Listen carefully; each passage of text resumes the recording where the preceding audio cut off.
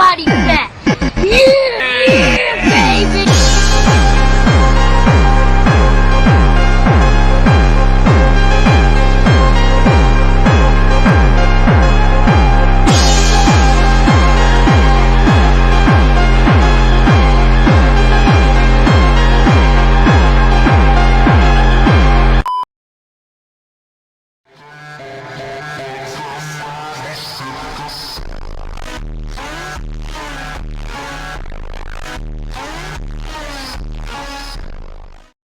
Flex Wheeler is often hailed as one of the greatest bodybuilders in history, a man whose genetics and symmetry set him apart in an era dominated by legends.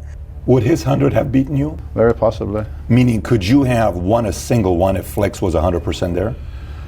We'll never know, but I did You're a say pretty logical guy, though. When we were competing together, I said, like, if this guy did what I do, I have a real hard time. Known as the LeBron James of bodybuilding, his physique was so flawless that even champions like Dorian Yates and Ronnie Coleman admired his natural gifts. Yet, despite the inspiring exterior, Flex's journey was marked by profound personal struggles and untapped potential. Mike. Flex Wheeler, 275 pounds, 2% body fat. Yeah! Yeah, baby! Born in August 23, 1965 in California, Wheeler's early life was fraught with hardships. Growing up in poverty, he endured abuse and bullying that deeply affected his self-esteem and sense of worth. Yeah, just my childhood, being raised on, welfare, which is government, assistant. Everybody in my neighborhood was raised on that. Being molested at a young age. I was 5. First time I was molested, and up through like 16. So those mental challenges, growing up dyslexic, back when they didn't really understand what dyslexia was, and being told you're stupid and, not being able to read or understand properly or be able to write properly. I could always, like getting through high school, my teachers started paying a little bit more closer attention to that. So a lot of the tests, they would just bring me in and ask me those questions, and I could then, verbally, answer them. But putting pen to paper and stuff like that was really difficult. So diagnosed with dyslexia, he faced academic challenges and emotional turmoil, which shaped his view of himself and the world around him. These early experiences planted seeds of doubt, which lingered even as he rose to fame. Flex's initial passions was not bodybuilding but martial arts, a discipline where he found an outlet for his frustrations and a way to channel his energy. Billions of people out there who think the opposite of me, so I never really bought into it. And just in fighting, it was a little bit different. As I got older and got better and started winning all the time, it was kind of obvious, but I always still had this fear I could fight one weekend and beat these guys, and then the next following weekend I'd be terrified about them, because I'd be like, what if they got better? Because I remember people always saying, well, I beat him as an amateur, I'm gonna beat him as a pro. I'm like, I'm not the same guy. So I always had a healthy fear of fighting, because I'm like, man, they might have gotten better over the last week. So I'd be super cautious in fighting them. But even I kind of got a little bit more arrogant as a fighter, because I started winning so much. But in bodybuilding, it was different, because I had this dysmorphia of what I thought I looked like versus what I really looked like. I remember walking through doors and just scraping or ripping my arms open, because I didn't really think I was that wide. And even going back now, so I always had this thing about me, I'm not going to enjoy this while I'm in it, because I might be up here partying about what I did last week, and there's somebody out there waiting to beat me the following week. And if they do, then it erases everything I did before. So I'd be like, I'm going to, as you've seen in many pictures, after a show, I'm eating pizzas, and I give myself that Saturday night to enjoy it. And then Sunday, I'm like, who cares? I got a show next Saturday. They're not going to be afraid of me, so why should I be worried about, partying about that when so I'd always be like, I'll enjoy this when I'm done. But during the heat of this battle, there's no time to be doing, to be enjoying it. So his natural physique caught the attention of others, prompting him to explore weight training. What started as a casual interest quickly escalated, through Wheeler's always regarding bodybuilding primarily as a means to improve his life financially rather than a lifelong dream or calling. Despite this, Fleck's impact on the sport was undeniable. His symmetry, shape, and conditioning redefined the standards of bodybuilding in the 1990s.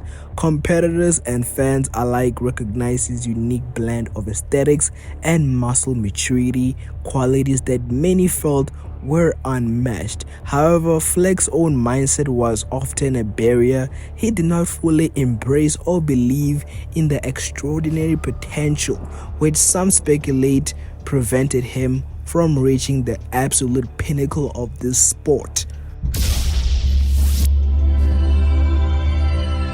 I remember Flex Wheeler once said, he says, I never saw Dorian as beatable. Like, that's Flex Wheeler. Like, Flex Wheeler during that time was a human specimen. Like, he was the LeBron James of bodybuilding. You looked at his physique and you're like, how does this make any sense? But he himself didn't psychologically think you were beatable. Well, that's the advantage that I had over him. I had a little bit more mental tenacity. Probably Flex had more natural talent than me, because let's say that I did everything and I achieved 100% of like my effort and dedication, and so I got 100% of my potential fulfilled. We'll never know, but let's say for argument that I did, I would say that Flex probably maybe did 70%, because he might break his diet a little bit. Would his 100 have beaten you? Very possibly. Meaning, could you have won a single one if Flex was 100% there? We'll never know, but I did You're say a pretty logical guy, though. When we were competing together, I said, like, if this guy did what I do, I have a real hard time beating him. Because I know if he did what you did. Yeah, if he did what I did, if he had my brain, my approach, my dedication, because he seemed to develop this phenomenal physique with not, an absolute great deal of effort. It came quite easy to him, I think, and I think sometimes when things come easy, you don't need to really look and search for that, to do that 100%, because it's already there, right? Even at my best, I could always look at me and see what's wrong. Everybody else would be praising this or looking at the picture. What about this, that, and the other? And I'm like, all I can see is the weaknesses. Even, walking out on stage, I was always intimidated, like when they called my name out first. I understand, getting taken advantage of as a child if you let certain people see your emotions as people that's going to take advantage of that. So I just learned to like not show my emotions and try to show the opposite. So, and I was an introvert also. So most introverts, when they're out in public or they're on display, they're extroverts, because they're trying to hide their weaknesses. So if I got called out in the first round, but what I'm really thinking, like, oh my God, they're about to find out I don't belong here. So you put on the mask, you invented a persona. Oh yeah. I always, and I knew it, I always called myself the world's greatest chameleon, because I would just I would throw the complete opposite. If somebody walked up to me and act like they knew me, I would do everything I could to throw them off track, or something like that, even if it was a point of having a cuss at them. If they were reading me, and there was a few people in my life that just seen me from a distance and they'd walk up to me and like, this is who you are, and people like Tom Prince, I just couldn't hide from that guy. I mean, he just seen me. He would just like tell me how I am and what I would think, and I'd look at him and I'd walk away like, F you, or act like I'm gonna hit him or something like that. And he goes, you're not fooling me, Flex. So there's a few people who seen me like that, but everybody else is like, no, I just try to, just be the complete opposite of what they thought, to keep them from really reading who I am. Or again, it was just that fear, if they understood how emotional I was, then they're going to use it against me. Like Sean, we're really close. He knew a lot of the challenges I was going through, but he would verbalize them in magazines and interviews and stuff like that. I remember later on after I wrote my book, he read it. He's like, wow, man, I knew you had like mental challenges, but I didn't know you were that far off. Because I was talking in my book about how I was going to go to his house late at night. I knew we were close friends. He would open a door and I was just going to walk in the door and just working for hours and then just leave, close the door. No cameras. Nobody knew, but, we all have our challenges, some are better at hiding them. Some are better at lying to themselves about it. And some are just oblivious. I just never want to be one of those guys who just like, thought I was the SHIT and my shit didn't stink. I was just better than everybody else because there was so many of those people. In the mid-1990s, Fleck's health began to deteriorate, born with, vocal segmental, I don't know how to pronounce the word, but it's FSGS, a genetic kidney disease. His condition, worsened over time, threatening his career and life. The disease led to a kidney transplant, saving him, but imposing significant limitations on his ability to compete in the future. Further complication arose, culminating in a partial, amputation of his, right leg in 2019 due to poor circulation, an outcome linked to his long-standing health issues. It just goes downhill from there. Long story short, they put me under, and I don't remember anything else. What I'm telling you now is from everybody telling me. I literally signed a consent that they could put me under. Because they had to go into my vein and try to do these blood clot busters or whatever. And I was moving around too much because I was in pain. And I guess they put me under, and they were telling one of my family members they still can't do the surgery because I was still moving around. And the doctor was yelling at my family member because she was saying, give him more then, because she was, she went to medical school. And he goes, no, we've given him enough to kill a horse. And it's,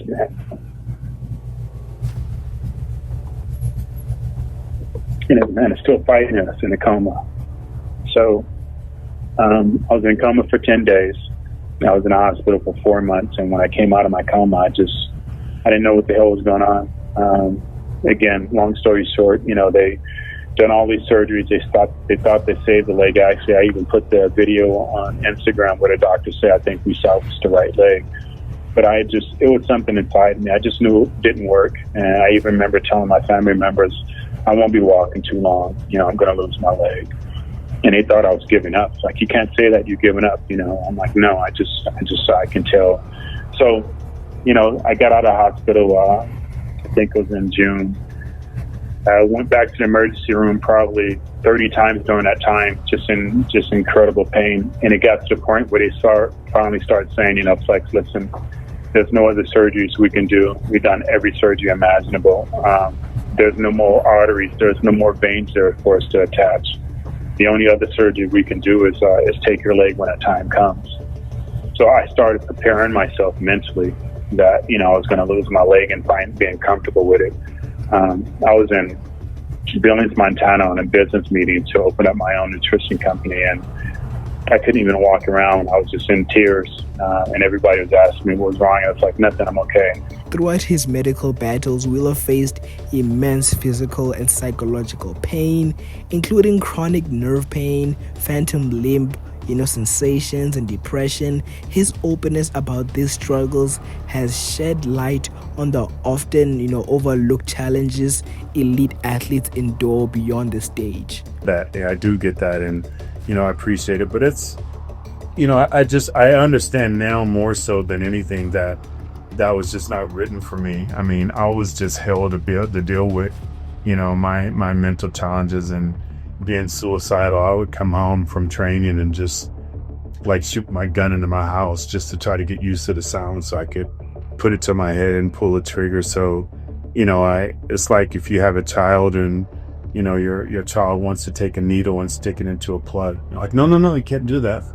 Well, I understand now that just would have been too much power for me, so I fully get it that, my Father in heaven is like, no, you're having a hard time dealing with what I gave you. I can't give you that because you'll be uncontrollable then. So it doesn't bother me anymore. I used to always wonder like, wow,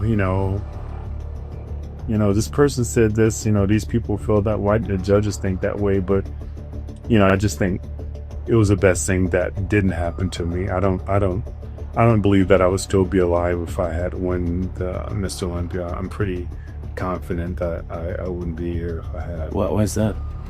Again, because I struggled. I mean, I just struggled with being, suicidal. The first time I was 12 or 14, the actual time that I tried to take my life, and I ended up in a hospital on my stomach pump. And just from there, I just always had challenges with, like, believing in myself, and just finding every reason I can to go out and try to take my life. And even like my car accident in '94, it wasn't that I was a speed demon or anything like that. It just didn't care to be here.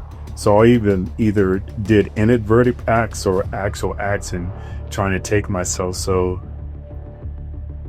as hard as I was trying to, unalive myself, and as powerful if I was, I truly feel if I was given that next level of just ultimate power of just being the one, it would have enabled me just to unalive myself. I'm pretty confident.